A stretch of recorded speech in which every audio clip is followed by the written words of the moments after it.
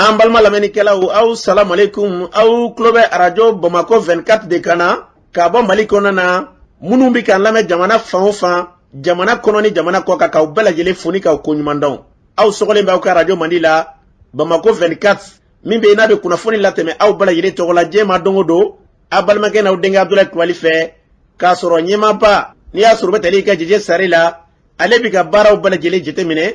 k'aw foni k'aw ko ɲuman dɔn faso kɔnɔ ni faso kɔ kan. Dɔɛrɛ taw ma k'aw sigi ni k'aw ka kunnafoni ma kɔnɔ kunnafoni ni dalilu don tiɲɛ ni ala ye siran kan kunnafoni gɛrɛgɛrɛ anw sigilen filɛ kɛnɛ kan. O de kan ka bɛn bi kunnafoniw la waati ma bi ye juma ye bi juma bɛnnen bɛ nanzara san kalo 8 ye uti kalo ye bi o tile 13 ye ka bɛn 2021 san ma farafinkalo ye n'o ye jɔminɛ kalo ye an b'aw ladɔnniya k'a fɔ bi o tile 4 ye jatera san kalo fɔlɔ do hijira san 1443 san do dugawu de bɛ kɛ ala k'a ɲɛ ka d'an ma bakuruba fɔla bi kunnafoni filɛ ka ladɔnniya k'a fɔ jura dugu min bɛ Silamanbugu o dugu datugulen don o ko kɛra cogo jumɛn na kunnafoni ɲɛfɔli ko la fo ka taa se an ka jamana kɔnɔna na kalanko kɔni jogoti jagati dolen don ko la grɛfu banbali min daminɛlen don o ko kɛra cogo jumɛn na kunnafoni ɲɛfɔli ko la Bakɔ Jikɔrɔnikaw fɛ yen nɔ bari dɔ kɔni o filenkolo cila ni o dakolonci o ko kɛra cogo jumɛn na kunnafoni ɲɛfɔli ko la Yirimajɔkaw fɛ yen nɔ Wara ka sirafara la musolaka dɔ kɔni nana maa dɔ nɛgɛ ka taa ni a ka moto ye o ko kɛra cogo jumɛn na kunnafoni ɲɛfɔli ko la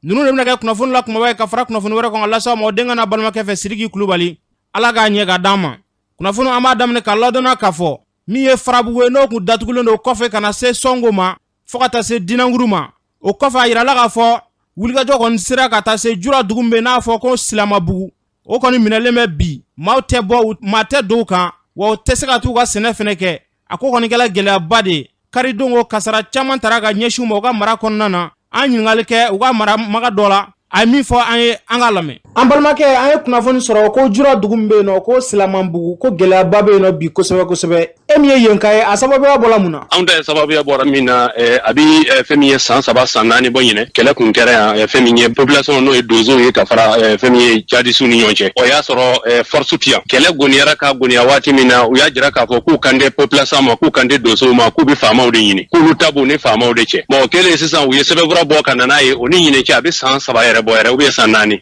sɛbɛnfura bɔ ko bɛnkan ka kan ni ɲɔgɔn cɛ an ti se u ma a kana se an ma an y'a jira k'a fɔ an kɔni bɔn u kana se an ma sabu ka d'a kan fɛn b'u bolo yen nɔ ni olu b'o kɛ mɔgɔw la n'o ye jagako ani burumusi radio tizi télé tɛ filɛ o kana o kan na dɛ bɛnkan kɛra o kan sɛbɛnfura kɛra o kan an balala ka mun ye ɲinɛ depuis salon kɔni u y'a daminɛ sabu bɛnkan ni sisan cɛ o ye mɔgɔ 9 fanga i y'a dɔn ni mɔgɔ 2 n'a o bɛnna ni mɔgɔ min tɛ ɲini kɛlɛ la sɛnɛkɛla baganmarala foyi man di hɛrɛ kɔ ɔ maa 9 u y'o fa k'a daminɛ fɛn min ye san 3 ou bien san 4 bɛnkan kɛlen ka se sisan ma u y'o tiɲɛ ɲɛ mɛ o bɛɛ lajɛlen mɔgɔw dadelen don ɔ ɲinɛ o na ne mun ye ko burumusi n'o ye fini finma ye muso bɛɛ lajɛlen b'o dɔn a bɛ jaka di maa o maa i ka foro la i bɛ jaka di radio tɛ jouer télé tɛ filɛ kurusi sen bɛ tigɛ de olu yɛrɛ de bɛ kurusi sen tigɛ u yɛrɛ o kuma o baara min u nana n'a ye an ka mɔgɔ y'a jira k'a fɔ ti bɛnkan kɔnɔ o kuma u y'a jira tuguni k'a fɔ ko fɛn min ye bɛlaw parce que olu jadisi ninnu ni tamasɛkiw de bɛ baara kɛ ɔ tamasɛki minnu b'u cɛla olu y'a jira k'a fɔ ko bɛlaw y'olu ka jɔnw de ye ɔ o bɛla ninnu fana bɛ an ka dosotɔn kɔnɔ u y'a jira k'a fɔ bɛlaw ye olu ka jɔnw de ye bɛlaw bɛ jɔnya in yɔrɔ sara bɛlaw y'a jira k'a fɔ k'u sɔnna u bɛ jɔnya in yɔrɔ sara u bɛ jaka sara mais u y'a jira k'a fɔ bɛlaw ka tila ka jaka di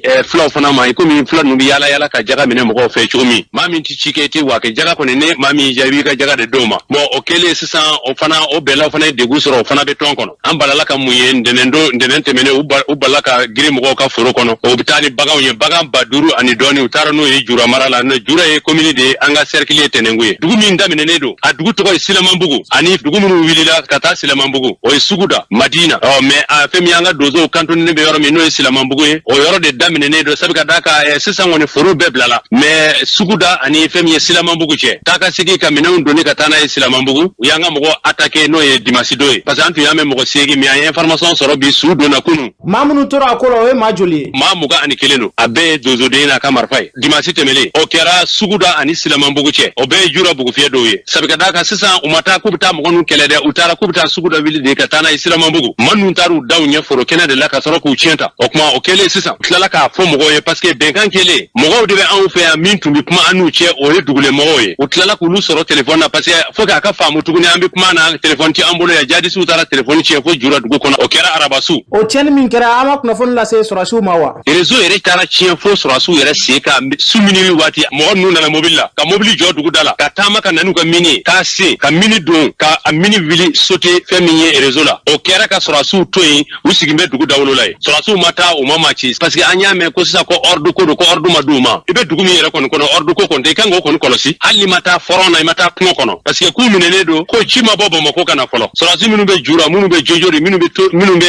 a bɛɛ lajɛlen sigilen don n'i ye jateminɛ jabali sɔrɔsiw bɛ yen mais sɔngɔ daminɛnen don farabugu ta juguyara bɛɛ o kuma maliko kɔnɔ y'an kamana gan e bɛ se ka wele jumɛn bila Mali ɲɛmaa ma yaasa u bɛ se ka wulikajɔ ta k'a ka mara lakana cogoya min na ayiwa an b'a fɔ Sadio Kamara ma an yɛrɛ de ko a ma Sadio Kamara an yɛrɛ de ko a ma Masumale an ko a ma an ka faamaba an ko a ma an ka fɛn min ye an ka colonel min ɲɔgɔn tɛ an kɔni an segilen don bi an b'a fɔ premier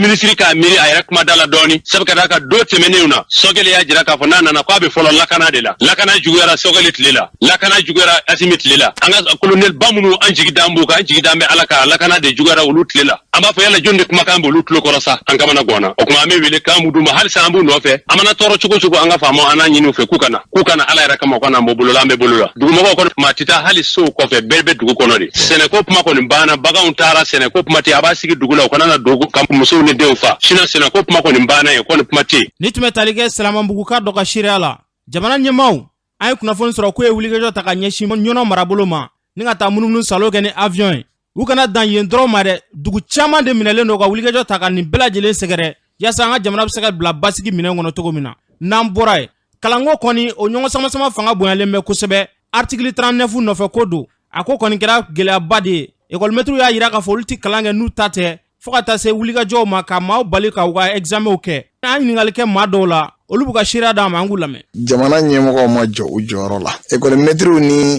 mɔgɔ tɔ minnu bɛ yen u bɛɛ ye jamanadenw de ye donc jamanaden dɔ man ka wusaya ka tɛmɛ mɔgɔ dɔ kan i mana mɛn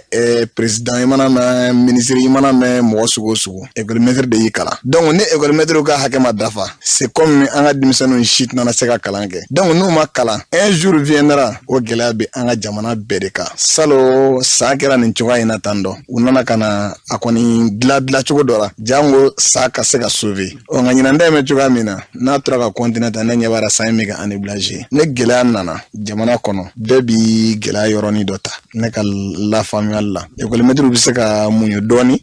jamana ɲɛmɔgɔ fana bɛ se ka lajɛ u bɛ se ka bila hakɛ ni min kɔnɔ sani nin wagati in ka tɛmɛ u fana bɛ se k'o da jira ɲɔgɔn na donc n'o kɛra lafaamuyali bɛ k'ara k'a sɔrɔ a ma kɛ ni makosa ye fan si fɛ ni san damadɔ in na Mali kalanko cogoya tiɲɛna ka sababu kɛ fɛn caman ye ekɔlidenw yɛrɛ ka grève tun b'o la ka b'o la ka na se école-maîtres yɛrɛ fana ka grève ma bon an bɛ yɔrɔ min na Mali jamana yɛrɛ bɛ position min kan bi a bɛ mɔgɔ jɔrɔnakun bɔ parce que n'a fɔra ko denmisɛnninw ka siniɲɛsigi kalan ye k'o t'a la ka se ka sira sɔrɔ vraiment a bɛ mɔgɔ hakili caw kun bɔ an mun ye école-sotigiw ye vraiment an jɔrɔnakoba b'a kan ko yɛrɛ bɛ ka taa cogo min na bon jamana kɔni bɛ position min na sisan a solution ye sigi ka fɔ ye u k'a ɲini ka ɲɔgɔn faamu article 39 ko in a kuma mɛnna sen na fɛn caman fɔra a kan bon fɛn caman ma se ka k'a la fana mais an bɛ yɔrɔ min na sisan jamana bɛ dingɛ min kɔnɔ sigi ka fɔ kan ka ɲini ni mɔgɔ fila bɛɛ fɛ a kɛra gouvernement ye a kɛra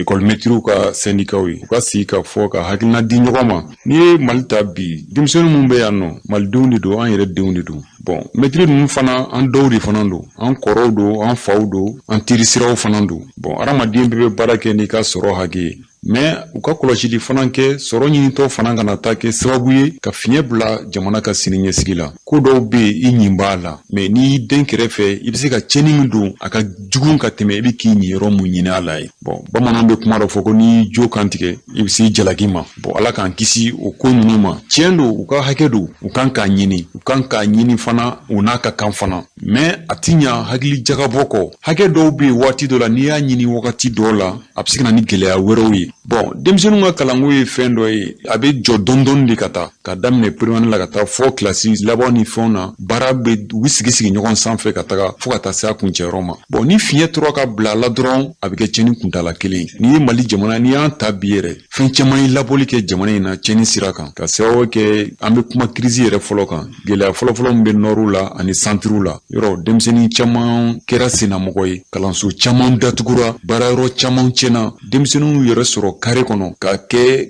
fɛn fɔ métier ta dɔw la dɔw yɛrɛ kɛra fɛn sidɔnbaliw ye bon ni grève fana nana fara o kan sisan ka na ekɔliso datuguyala ou ka na année blanchiya la tu trouveras que ekɔlidenw mago bɛ niveau mun na u tɛna sɔrɔ bon n'u ma sɔrɔ a bɛna ni tiɲɛni ye tiɲɛ yɛrɛ la ne b'a ɲini mɛtiriw fɛ bɛɛ n'i ka hakɛ don baara bɛ kɛ hakɛ kama mais a ka ɲini ji ɲɛma jɔlen na ani hakilisigi kɔnɔ o kɔni de tun ka di ne ni tun bɛ tali kɛ maa dɔw ka seereya la Mali kalanko kan Mali premier ministre n'o ye Choguel Kokala Mayiga ye ale y'a yira k'a fɔ ko jamana o jamana kɔnɔ ni kalan tɛ yen jamana tɛ yen nɔ ko article 39 ko fanga kɔrɔ min tɛmɛna k'olu de ye ni sariya in ta ko nka k'u b'a dɔn a tɛ se ka waliya Choguel Kokala Mayiga a y'a yira k'a fɔ ko ale kɔni sigila ale tɛ maa nɛgɛ dɛ ale bɛ baara kɛ tiɲɛ de kan min tɛ se ka ɲɛ o tɛ se ka ɲɛ Choguel Kokala ye min fɔ an ka lamɛn jamana min na école karamɔgɔ tɛ bonya o jamana tɛ bonya n'i kɛra président i kɛra ministre i kɛra premier ministre mɔgɔ dɔ y'i kalan i fa ni ba kɔfɛ mɔgɔ min ye min hakɛ b'i la ka tɛmɛ bɛɛ kan o ye min y'i kalan donc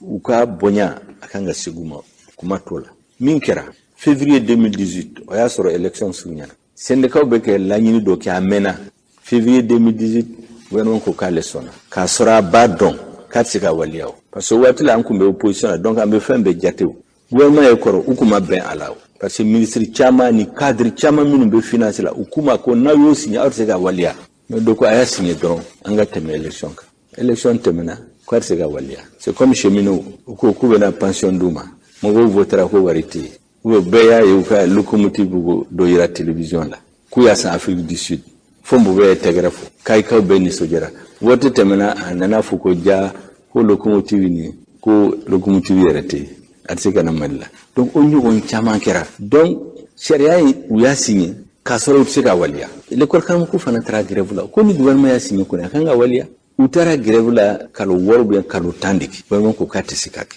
fo M5 kɛlɛ in wulila kɛlɛ ye gouvernement serré kosɛbɛ président nani jɔ palais CICB la a ko ale sɔnna u ka article appliqué pour que l'école karamɔgɔ ka bɔ M5 ka kɛlɛ la a y'a fɔ dɔrɔn a da la mais u ma waliya o yɛlɛma kɛra don min na utukalo 18 o kɛfɛ de autorité kuraw de y'a fɔ k'olu b'a waliya mais u kun b'a dɔn ko n'u y'a waliya syndicat wɛrɛ bɛ wuli tuguni ka fɛn ɲini parce que min b'a kɔnɔ i b'a sɔrɔ yɔrɔ dɔ la école karamɔgɔ cadre bɛ yen a k'a sara ka bɔ ni cadre ye u kun b'a dɔn ko mankan bɛna wuli mais gouvernement ko école karamɔgɔ majorité o ye cadre bɛ don a bɛ sɔn pour que ka l'école sauver o kɔfɛ fɛn dɔ bɛ i y'a dɔn école karamɔgɔ minnu concerné don la en majorité c'est dans les écoles communautaires communes de kan u ka sara d'u ma mais gouvernement b'a dɔn ko wari ba tɛ commune bolo donc gouvernement bɛ k'a bɛ 5000 subvention kɛ kalo o kalo a b'a di a b'a fara u ka sara kan sisan an yɛrɛ y'a kɛ 1000 à partir du mois d'octobre la ko a bɛna kɛ 1000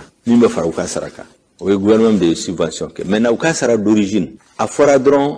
syndicat wɛrɛ wulila ko sisan olu fana fɛn ka d'u ma u bɛɛ ka kɛ kelen o de kama u b'a fɔ nin de ma harmonisation ni diplôme b'o bolo sara kan ka kɛ kelen diplôme min b'i bolo n'a ka dɔgɔ i tɛ se ka sara sɔrɔ min bɛ tɛmɛ min ye étude ba kɛ donc kɛlɛ kɛra o de ye sariya ko harmonisation mais min bɛ article 39 in kɔrɔ a ko don o don ni dɔ farala fonctionnaire tɔw ka sara kan o ɲɔgɔn de kan ka fara l'école karamɔgɔ ta fara kan donc sisan école karamɔgɔ ko tɔ ninnu ye min sɔrɔ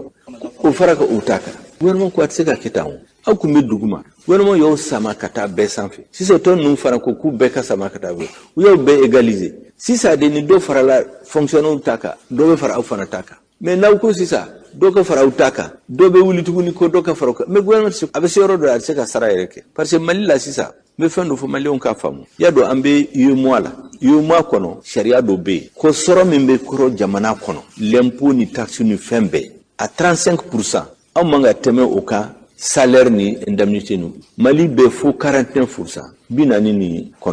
donc an bɔr'o la n'an m'an kɔlɔsi Mali a ka finance bɛna bi dingɛ kɔnɔ ala k'an kisi o la maliyɛnw ye 20 millions de millions mugan n'i ye fonctionnaire bɛɛ ta k'u fara ɲɔgɔn kan 70 000 personnes donc n'i y'o bɛɛ jate o kan ka mɔgɔw sɔn hakili la an bɛ gɛlɛya min na sisan an kan ka kɛlɛminɛnw se ka danga sɔrɔda suma an kan ka réforme kɛ an kan ka ambassade entretenue à l'extérieur Mali tɔgɔ ka se ka fɔ o de kama ko ne kɔni b'a deli an balimaw fɛ école karamɔgɔ u ka sɔn an ka compteur bila à 0 à partir de maintenant parce que ni sama-samali kɛra la ni gouvernement ma se ka min kɛ olu bɛ taa grève la a tɛna ɲɛnabɔ jɔn de bɛ perdi jamana de perdi parce que écoledenw tɛ se ka taa kalan kɛ o de kama parlement des enfants yɛrɛ taara école karamɔgɔw dege ne kɔni dalen don a la ko solution bɛ sɔrɔ a la parce que n b'a dɔn ko école karamɔgɔ u bɛ tila k'a faamu parce que sira wɛrɛ tɛ yen ni gouvernement ye erreur kɛ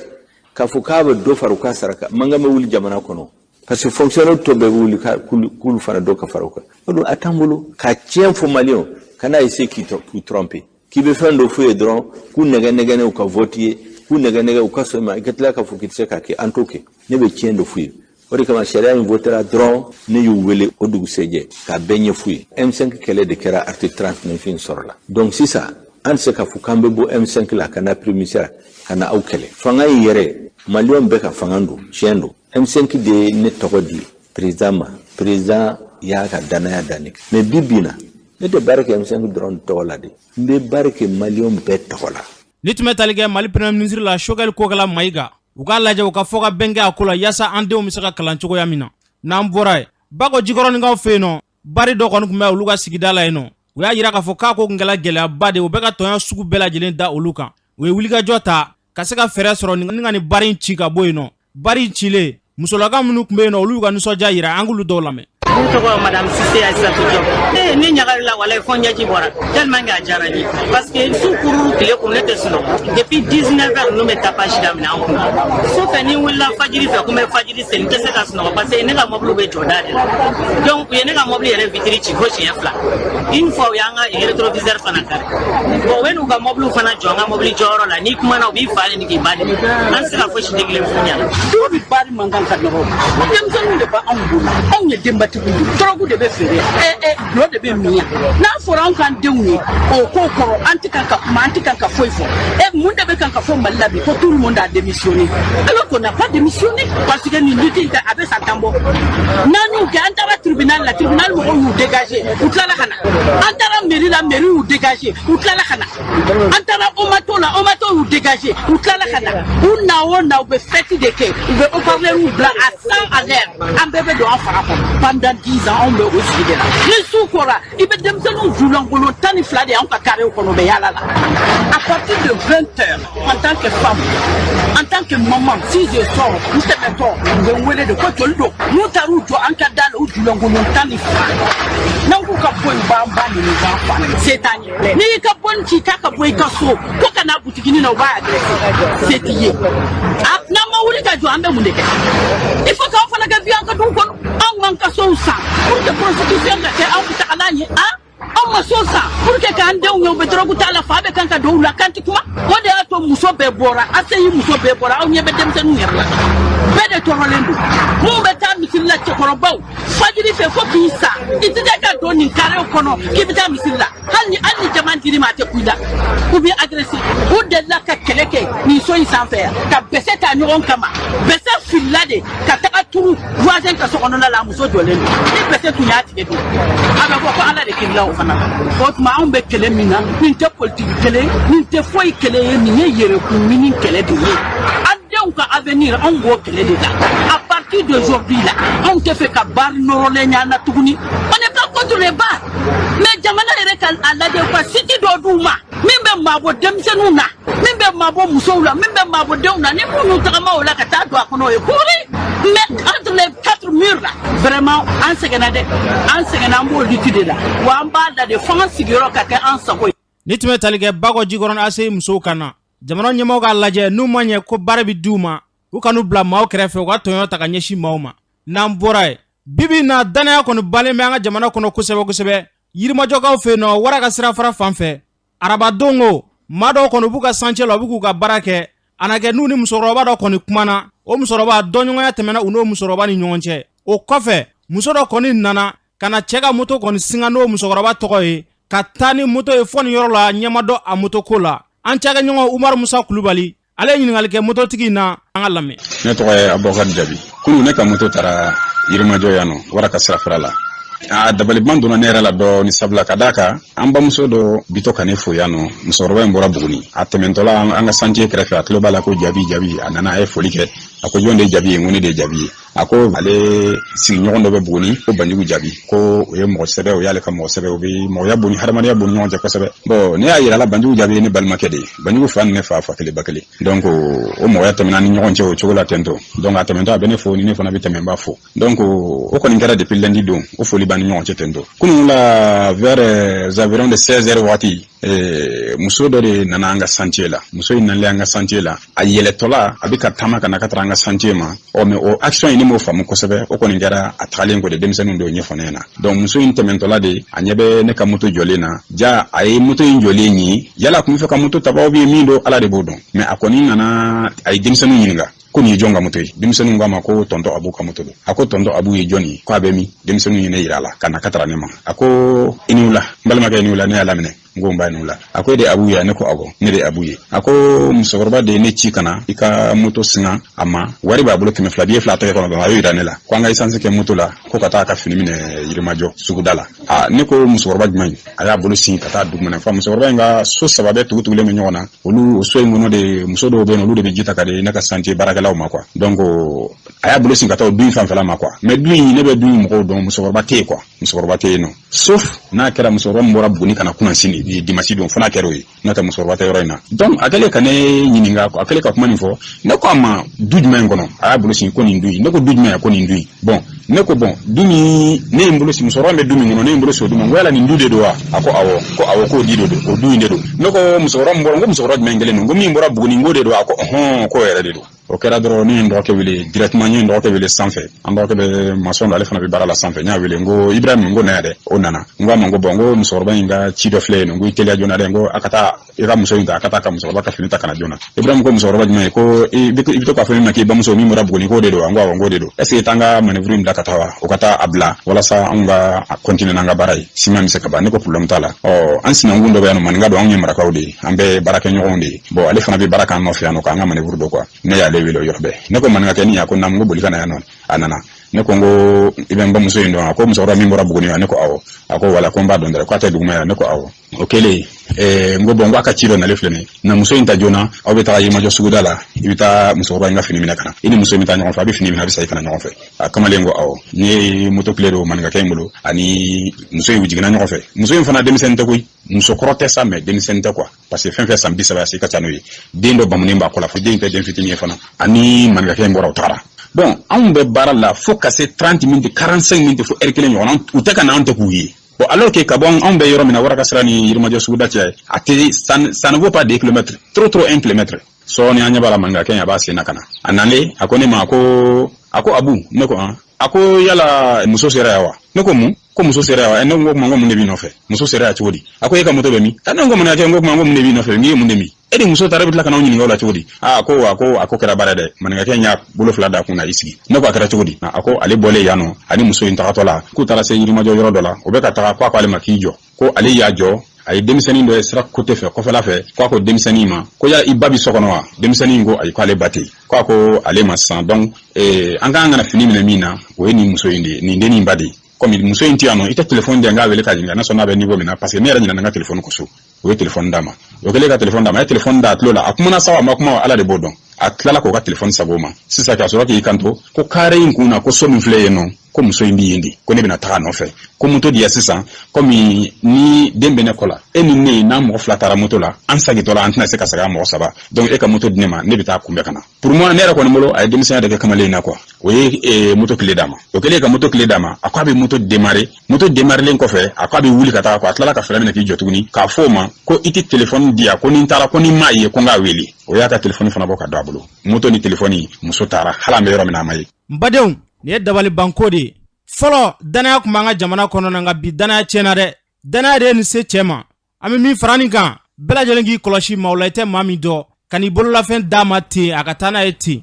n'an bɔra ye an ka jamana kɔnɔna na minnu b'an ka sirabaw kɔni lajɛ n'a bɛ f'o ma ko ozone mɔgɔw olu kɔni y'a yira k'a fɔ k'a bɛ ɲini ka kalo 3 bɔ k'olu tɛ ka sara u kɔni ye baara bila kɛ u bɔra ni ka taa nisɔngoya fana yira an ka yɛlɛma hɔrɔnya dukɛnɛba la a ɲɛmaa dɔ b'a ɲɛfɔ an ye an ka lamɛn. An bɛ grève la depuis le 9 juillet Donc, entre une série de grèves d'hockey, mais cette fois-ci, en temps, la méga illimité de la nuit. Donc, basi où la bourse de travail la vie, car il y a fou,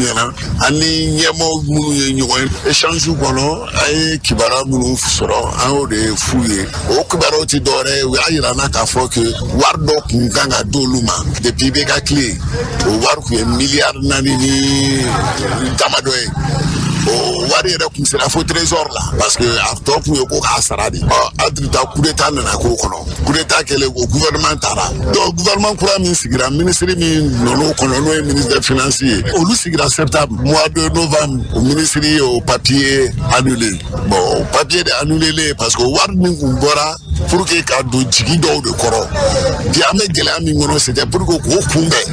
sinon aujourd'hui na warte 4 milliards état là aujourd'hui mi réclamer c'est plus de 26 milliards mais 4 milliards ni ku quoi faire no niebla o niebla ni ambo gele de kono bi au moins soro o de ambedo gele afolo d'abord di barakero ma lafia barakelo se ka lafia am tale kalo sabana na sarata ambulu adi ka ayira anga bazila que faut que le ministre saisi il faut que le ministre cadre que malien bakile ni ko de baraka ozuna ni wari olu saraba kono ba awona meto sharia kono na amanga ka oyini sharia fait fort qui sait qui a akayini akono amba yinu osrafe plus précisément assimi ka ko bege pour que la société sauver parce que alika da jamana wara société de do o ka de an feya ko kana to kola ta war ko de sababu yo abe mali ra kuma su yoro chama parce que bogoro sigleme ka mali laje vraiment o be ko fa ka do nga fo que malion de be malien bakle de ko de be ozonu no donc o lu dai de mere sirle do lu de frère kalo fla o be kalo sababa gena wartu saratuyi ni tume talige ozone baragela dolo ya fotogo muna jamana nyema uku ga hake duma ni ga bara koni ke ikanga sara namborai anga jamana konna na fukata se jien bela jele na bana jugu mun na le no anfea no e coronavirus banai afura koni nana afura to ko Johnson fura ngone a chaman de na anga jamana konna na abna ke ga bolochi ke maula ya saka prebratika dama Dr Ibrahim Diallo ale ba nyefo yanga lame min nana anye jatemino ke ka fo ukanga kla kai mara mofti mara tomtu mara go mara kidal mara menaka mara tawdeni mara ani bomako mara abenya shindoma mamunu wae nobe 100 ans ani shegi kayele d'abord olukama donc abna ke togodi mamunu fora obina soro togodi abna ke sigidawra bolotiro be se ka wuli fana kata se sigidawra na ma fo stratégie avancée en stratégie mobile boloti mina na Johnson de do akain ko sebe ama fo ko munu fana be no kera ko mai abe kain AstraZeneca kain ni fana kain kololo be se ka yala me kololo munu ne do kololo jugubawte ni ma bolotira abe se ka degu doni soro no yi abe se ka ke a kunkolo bɛ se ka dimi a fari bɛ se ka kalaya ou bien a fan yɔrɔ bɛɛ bɛ se ka dimi ou bien boloci kɛra yɔrɔ min na o bɛ se ka funu olu y'a kɔlɔlɔ ye caman de mais jateminɛw y'a jira k'a fɔ o kɔlɔlɔ dɔw fana bɛ se ka kɛ minnu bɛ se ka gɛlɛya olu ka dɔgɔ kosɛbɛ an ye labɛnw sabati k'a fɔ ko n'Ala sɔnna ma labɛn fɛn o fɛn bɛ yen n'an bɛ se ka kɛ n'o ye k'a fɔ ka boloci minɛn ninnu ka a kɛ minɛn kɛrɛnkɛrɛnnen kɔnɔ ka se an ka jamana kɔrɔnfɛn région ninnu na an b'o fɛrɛw u kan ni tun bɛ tali kɛ Dr Ibrahim Diallo a y'a fɔ cogo min na fɛrɛ sugu bɛɛ lajɛlen ka tigɛ yaasa ni banajugu in daga bɛ se ka ta ka bɔ an ka jamana kɔnɔna na cogoya min na n'an bɔra ye bajalan na musolaka dɔ kɔni bɛ yen nɔ olu bɛ dala dumunifɛnw yɛlɛma u ka jɛkulu tɔgɔ ye ko Union des Femmes u ye ɲɛfɔli kɛ kunnafonidilaw ɲɛkɔrɔ an ka maa dɔw ka sira lamɛn fɛn o fɛn ni da dumuni don n'a bɛ bayɛlɛma bi na a b'an ka santiri kɔnɔ juga b'o la fini jɛman b'o la ɲɛɲɛ b'o kaba ɲɛɲɛ b'o la laro ɲɛɲɛ b'o la dɛgɛ fila fasonya bɛ dɛgɛ mugu ni dɛgɛ kisɛ a bɛɛ b'anw fɛ yan. Bon ne b'a san kuma la parce que a ka teli sinon dɔ in bɛ bugun na an ta in ni an ta in san ni ale san k'a dilan n'a dilan an ta in bɛ min bɔ a t'o bɔ quoi bon an ta in dilan ne ka suma tiɲɛ yɛrɛ la. Dɔw b'a fɔ a tɛ se ka dun dɔw ka di ni dɔ ye kuma ma tɛmɛ a ka tiɲɛ don mais o bɛɛ bɛ dumuni dilan cogo bolo a sumankisɛ kan ka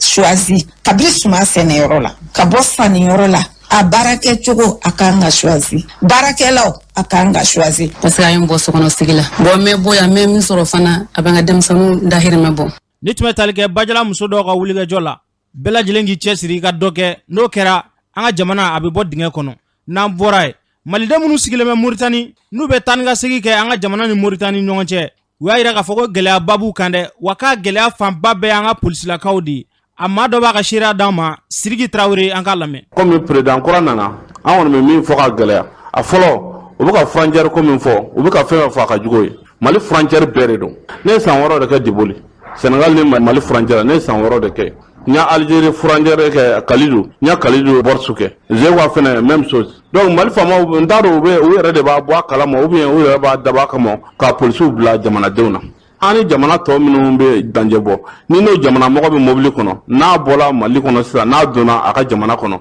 a b'a ka jamanadenya santi n'u y'a ka papier minɛ k'a lajɛ dɔrɔn n'o y'a sɔrɔ carte d'identité kɔni dafalen dɔrɔn u tɛ foyi ɲininkali k'a la a b'a dɔn tiɲɛ yɛrɛ ne ye n ka jamana citoyen mais an bɛ bɔ yan nɔ n'i bɔla Moritani Goki n'i bɛ don Mali Goki i kamana gannen de bɛ don a bɛ tɛmɛ cogo di k'a daminɛ 8 heures fo 2 heures don dɔ a jɔlen don carré la foyi tɛ manamana ko dɔrɔn carte d'identité b'i bolo vaccination b'i bolo bon bɛɛ b'a kalama banantu kɔrɔ don dɔ n'a bɛna vaccination kɛ sisan u b'a fɔ ko bon vaccination ko irisi banna ni mɔgɔ min bɛ se ka sini kɔnɔ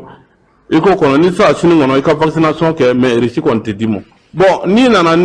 frontière ni irisi t'i bolo u bɛ tila k'i torturer a nɔfɛ tuguni a kɛlen bɔtɔ a kɛlen dontɔ u b'a ɲininkali kɛ a bɛɛ Moritaniw tɛ ɲininkali yɛrɛ kɛ i bɛ bɔ Mali la ka na olu de bɛ wari minɛ na vaccination nɔfɛ mais i bɛ ka don jamana min kɔnɔ sariya la n'i bɛ bɔ jamana min kɔnɔ olu man ka diyagoya i bɛ taa jamana min kɔnɔ o de ka gɛlɛn mais i dontɔ i bɔtɔ Mali faamaw de bɛ mɔgɔ tɔɔrɔ vaccination nɔfɛ bon sisan u nana coronavirus ko fana don a la diyagoya i bɛ wari sara ko coronavirus test bon an b'a kalan minnu bɛ voyager vol la a caman na olu de bɛ test kɛ mais minnu bɛ voyager dugu ma a bɛ tila ka wari minɛ olu bolo a tɛ test kɛ a b'u ka wari minɛ dɔrɔn an yɛrɛ t'a dɔn est ce que anw yɛrɛ an bɛ lafiya cogo di i bɛ jamana min kɔnɔ i tɔɔrɔlen don i bɛ ka don jamana kura min kɔnɔ i tɔɔrɔlen don k'a fɔ frontière fɛn bɛ yen Moritani frontière dama tɛ dɛ frontière fɛn bɛ yen jamana ɲɛmɔgɔw ka kan ka agent secret de ɲini k'a bɛɛ lajɛ olu bɛ mɔgɔ dɔ bila ka taa ka u lajɛ u bɛ ka baara min kɛ ka bɔ a kalama ni jamana bɛ ka baara kɛ normal la o bɛɛ de ka kan ka kɛ a kana dan ka fɔli ma dɛ u ka mɔgɔ dɔw bila ka taa civil la o b'a dɔn baara min bɛ ka kɛ hali n'i ye doni ta yan nɔ doni fitinin n'i sera frontière i bɛ wari sara an t'a dɔn an bɛna lafiya cogo min na bon o y'an ka jamana mɔgɔw ka problème ye tiɲɛ yɛrɛ la o ka kan o la ni tun bɛ tali kɛ Sidiki Tarawele a y'a fɔ cogo min na i ma gɛlɛya min sɔrɔ wali jamana kɔnɔ i kana o sɔrɔ i ka jamana kɔnɔna na an ka jamana ɲɛmaaw u k'a lajɛ u ka hinɛ ta ka ɲɛsin jamanadenw ma yaasa lafiya bɛ se ka na cogoya min na n'an bɔra ye fanga ɲinitɔn jɛkulu caman kɔni farala ɲɔgɔn kan k'u bɛna ADP Maliba ɲɛmaa Aliyu Bɔkari Jalo k'u bɛna o dɛmɛ yaasa u ka taa jamana ɲɛmaa kalafili natɔ la a ɲɛmaa ye maa min ye Abdoulaye Cissé ale b'a ɲɛfɔ an ka lamɛn. Kolo mun sigina a bɛ fɔ a ma ko l'Alliance des démocrates rénovateurs jɛkulu dɔ de don jɛkulu mun kɔnɔna na parti politique n'o ye fanga ɲinitɔn 20 de b'a kɔnɔ o fanga ɲinitɔn de y'a laɲini k'a fɔ u bɛ fɛ ka ADP Maliba ka président d'honneur n'o y'a tɔnden fa ye walasa k'o dɛmɛ kalata nata la u yɛrɛ ka déclaration kɔnɔ n'u y'u ka appel à candidature k'a fɔ a bɛ wagati jan bɔ u ye an ka tɔnden fa u y'a ka ko jateminɛ k'a ye fɔlɔ a bɛ ka kɛwale mun kɛ jamana kɔnɔ n'o ye jamana kɔnɔ kɔlɔnbasiw ye n'an b'a fɔ ma forage ye a bɛ ka pont minnu dilan yɔrɔw la a bɛ ka pavé da sira minnu kan a bɛ ka financement mun kɛ musojɛkulu ye a bɛ ka bourse n'a bɛ k'o di denmisɛnninw ma a bɛ ka ɲɔsimansi minnu di a bɛ ka waleɲuman caman mun kɛ k'a ye a ti fanga la mais a bɛ ka nin kɛ ka kɛɲɛ n'o ye ani ka kɛɲɛ ni a y'i sen donni mun kɛ politiki la ni 2018 kɔnɔ a kɛra cɛbɔ ye ka kɛ jɔyɔrɔ sabanan ye o kɔfɛ député sigi mun kɛra n'a kɛra cɛbɔ ye Kayi mara kɔnɔ n'a taara tako fɔlɔ yɛrɛ la ka kɛɲɛ n'o jateminɛbaw ye nin kulu in y'a kanu k'a fɔ olu kɔni bolo bi u y'a kanu walasa Aliyu Bɔkari Jalo a k'i kanbɔ kalata nataw la n'o o labɛn kan ka bɛn 2022 kalataw ma nin kunnafoni mɛlɛ a kɛra bonyaba y'an bolo baw tɔn bɛ yen tɔn b'a ka baara kɔ la tɔn wɛrɛw fo ka taa se tɔn 20 ma olu bɛɛ ka kanu k'a fɔ an bɛ fɛ aw de ka tɔn ɲɛmaaba ka kɛ candidat ye. Donc ale de bɛ kɛ non seulement an ka tɔn candidat ye olu ka laɲini na, a bɛ kɛ olu fɛnɛ ka tɔn mugan in bɛɛ candidat ye. Donc nin ye bonya ye, nin ye karama ye mun taara ka ɲɛsin an ka tɔn denfa ma n'o ye Ali Bubakari Jalo ye. Nin kɔni ye jo de d'a ma an ka kuma tɛmɛnenw bɛɛ la. K'a fɔ ADP Maliba ka kɛnɛ o ye kɛnɛya dan ye. Non seulement tɔn yɛrɛ ka kɛnɛya kolo la, o kɛnɛya tɔn yɛrɛ kolo la, o de b'a to mɔgɔ wɛrɛw bɛ ka tɔn ye a ka baara la ka na ɲini ka tɔn dɛmɛ a ka baara kɔnɔ. Nin ye parti mugan ye. Parti caman wɛrɛ bɛ sira la, jɛkulu caman fɛnɛ bɛ sira la. Mun fɛnɛ y'a kanu kani waleya kɛ ADR ye mun kun bɔ nin ye ka tugu ADR nɔfɛ. A bɛɛ fanga ka don ɲɔgɔn na ka ADP Maliba dɛmɛ walasa a ka président d'honneur n'o ye tɔn denfa ye a bɛ se k'i kanbɔ wagati nataw la jamana ɲɛmaaya ɲini nɔfɛ. ADR ɲɛmaw u y'u ka sɛbɛnfura a dira ne ma n k'a lase ne mun ye parti secrétaire général ye ko n k'a lase tɔn denfa ma. Jaabi sera tɔn denfa ma. Tɔn denfa ko ni Ala sɔnna ma waati nataw la inshallahu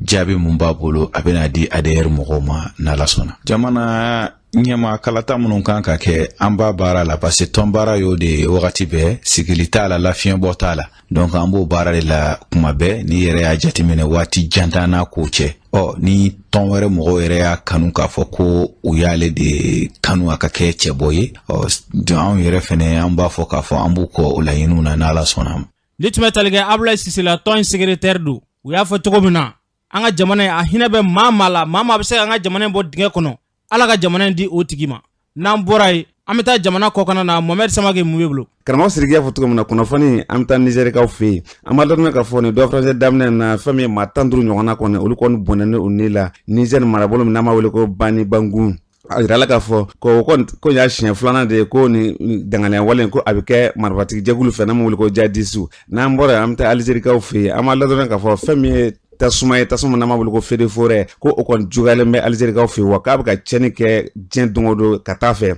Kunnafoni ka fɔ la ko maa 69 ɲɔgɔnna kɔni ko a y'olu bɔnɛ o ne la o maa 69 ko fɛn min ye kɛlɛkɛcɛw n'o ye Alizeri kɛlɛkɛcɛw ye ko maa 28 b'a la wa k'an bɛ yɔrɔ min na sisan fɛn min ka kɛnɛyaso ye ko maa 12 ɲɔgɔnna ko olu kɔni bana jɔngilenba kɔni bɛ olu bɛ furakɛli bolo ma ye. N'an bɔra an bɛ taa Turikikaw fɛ yen an b'a dɔn k'a fɔ fɛn min ye inondation n'o ye ji kasara ye ko barika ka bɔ Turiki jamana kan nin waati in na dɛ ko nin dɔ fana kɔnɔna na maa 27 ɲɔgɔnna a kɛra sababu ko olu bɔnɛ o ne la ko wa ko maa 1700 ko olu kɔni ye u sigiyɔrɔ bila. N'an bɔra an bɛ taa Italikaw fɛ yen an b'a ladɔn k'a fɔ nin waati in na gɛlɛya b'olu da la kosɛbɛ i n'a fɔ funtɛni Itali marabolo min bɛ yen n'an b'a wele ko Sicile ko funtɛni degré ko a bɛ taa fo degré 79 walima 80 ko a kɛ sababu kɔni ka gɛlɛyaba kɔni jigi adamadenw ka Itali jamana la. N'an bɔra an bɛ taa Sinikaw fɛ yen an b'a ladɔn k'a fɔ Organisation mondiale de la santé n'o ye diɲɛ kɛnɛyasoba min diɲɛ tɔnba min n'ale ɲɛsin kɛnɛya ko ma olu tun y'a laɲini k'a fɔ k'u kan ka taa sɛgɛsɛgɛli dɔ kɛ Sinikaw fɛ ka ɲɛsin coronavirus bana ale sababu ma nka an bɛ don min na ko bi Sini jamana ɲɛma olu bɔra ka jaabi kɛ ko olu kɔni tɛna jɛn n'a ye bilen fiyewu k'a fɔ ko ɲɛɲini walima sɛgɛsɛgɛli wɛrɛ kɔni ko bɛ kɛ coronavirus bana la Sini dugukolo fan si fɛ o tuma ko kɔni jɛya bɛɛ lajɛlen ma. An karamɔgɔ Sidiki an ye kunnafoni min sɔrɔ ko ka jamana na o la kumaba dɔ tun ye nin ye. Mohamed Samake y'a fɔ cogo min na fɛn fɛn an ka jamana ni diɲɛ jamana wɛrɛw ɲɔgɔn cɛ Ala ka bɛɛ lajɛlen kisi ni bana jugu in tɔɔrɔ ma.